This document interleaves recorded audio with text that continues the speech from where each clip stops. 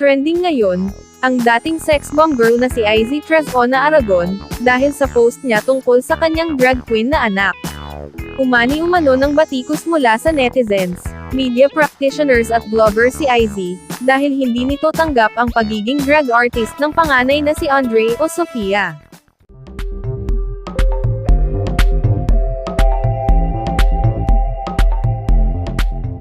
Obviously, kabilang si Dre sa LGBTQIA+ community, at naglitanya ang nanay nitong si Izzy sa kanyang Facebook account kahapon, na inilmahan ng mga nakabasa.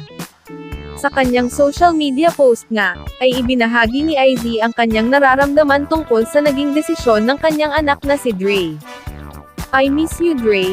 You're always in my prayer, every day. I love you so much.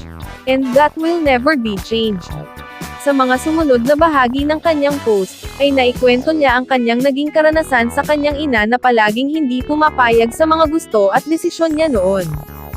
"Back then, all I see is her angry face, but now I realized that it is love.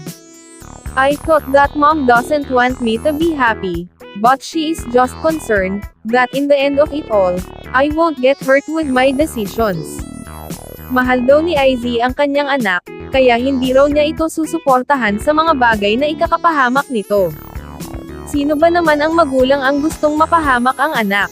When all your motive is to save them, sa mas masakit na pwede nilang maranasan. Ang buhay na wala si Kristo. "Andre anak, I love you so much to not support you on things that will harm you. I am always here for you, your mama. Mahal na mahal kita." Pagtatapos nito, kinumpirma naman ni Andre, na tungkol sa pagiging gay at drag queen niya, ang tinutukoy ng kanyang inang si Izzy, sa post nito na ikakapahamak daw niya. Dagdag niya pa, ang pag-amin na nagsinungaling siya noong sinabi niya sa isang interview, na sinusuportahan ni Izzy ang pagiging drag queen niya. "I lied in an interview that she supports for what I am, and for what I do, just to protect her from any backlash. But there's no point in protecting her, because the truth came out straight from her. As much as I love you, you know that I don't wanna live in a lie. I'm sustaining myself for years now, and I am living responsibly honest. I'm tired of this conversation about me being gay and doing drag. I love you so much, Mom, but this isn't healthy for me anymore. I hope someday you will understand how it feels to be in my shoes. I miss you, but you're not bringing me any comfort and compassion I deserve," say ni Andre. Kinundena ng mga celebrities from LGBTQIA+ community, ang mga sinabi ni Izzy habang sinuportahan naman nila si Andre. Ilan nga sa celebrities na nagkomento ay sina Mela Habijan, Becky Mon, at ang director na si Fifth Solomon. Malaki na si Andre para magdesisyon sa kung ano ang sa tingin niyang ikakasaya at ikakabuti niya at wala namang masama sa pagiging bakla. Samantala, ang kilalang talent manager, content creator at TV host na si Ogie Diaz, ay nagbigay rin ng kanyang opinyon sa pahayag ni Izzy tungkol sa anak. Aniya, "Teka lang naman dito kay sex bomb Izzy, at sa drag queen na anak nitong si Andre ha. Sasawsaw lang ako ng slight. Nung una, tanggap mong bakla ang anak mo. Ipinagmamalaki mong ang dalaga na ang anak mo eh. Tapos ngayon, may nagpa-realize lang sa'yo na parang kasalanan ang maging bakla, wini-wish mo na sana ay magising sa katotohanan ang anak mo." Tinawag din ni Ogie si Izzy ng ipokrita. "I think, mas kasalanan sa Diyos yang kaipokritahan mo. Tinanggap mo nung una, tapos ngayon, babawiin mo. Laban-laban, bawi-bawi. Mas hahangaan pa kita kung sa una pa lang, consistent ka nang ayaw mong maging bakla anak mo. Pinanindigan mo. So masisisi ba natin yung bata, kung magsabi siya na hindi na healthy kung magsasama pa kayong mag-ina?" Litanya ni Ogie. "Diyos ko, kahit maging pusa o sirena pa yang anak mo someday, anak mo yan, tanggapin mo. May purpose ang existence niya sa mundo, hayaan mong hanapin niya. At tanggapin mo ang anak mo kung hindi naman nanghahamak o nang-aapi ng kapwa. As long as hindi naman siya gumagawa ng illegal, hindi sakit ng lipunan habang happy naman siya sa kanyang mga ginagawa, Payagan mo na. Anong gusto mo? Tunay na barako, pero adik. Maging barakong ama someday yang anak mo, pero irresponsably at anak lang ng anak.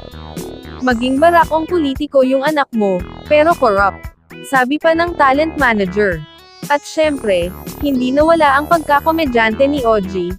Diyos ko, yung pangalan mo nga, baklang bakla, may narinig ka ba sa amin? Samantala, marami namang kumampi kay Andre na mga netizens at celebrities, samantalang si IZ ay tinutuligsa ng marami. Kaya naman, binatikos ng mga netizens ang dating sex bomb member, dahil sa laban bawi statement nito sa kanyang anak. Komento pa ng mga netizens.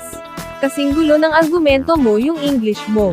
Ewan ko sa iyo IZ, saad ni Attorney Vince Tañada. Say naman ng isang netizen, sana di mo nalang pinost, na di ka suportado sa pagiging drug ng anak mo. Para mo na ding pinaalam sa mundo, na ikinahihiya mong naging ganyan anak mo.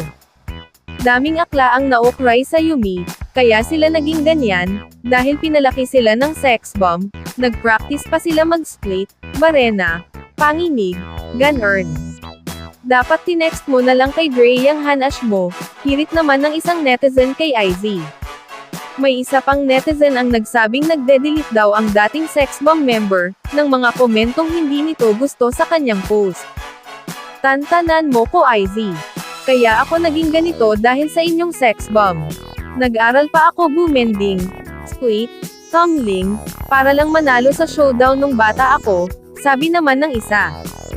IZ deleted my comment. I will say it again, dahil sa sex bomb girls, madami kaming mga bakla naging matapang para mag-come out, maging totoo sa sarili namin. Lagi namin sinasabi na hindi kami pinalaki ng sex bomb girls para bumawi, kaya laban lang. I cannot tell you how to mother your child, pero nasad ako for Dre. Walang magulang na gustong mapahamak ang anak, kaya you should be the one to make them feel loved and accepted, para kaya nilang maging matapang at humarap sa mapanghusgang mundo. Para sa iba pang maiinit na celebrity news, ay mag-comment lamang po sa video na ito, mag-like at mag-share, at huwag po nating kalimutang mag-subscribe at i-click ang bell button, para maging una sa mga balita. Maraming salamat sa inyong panonood.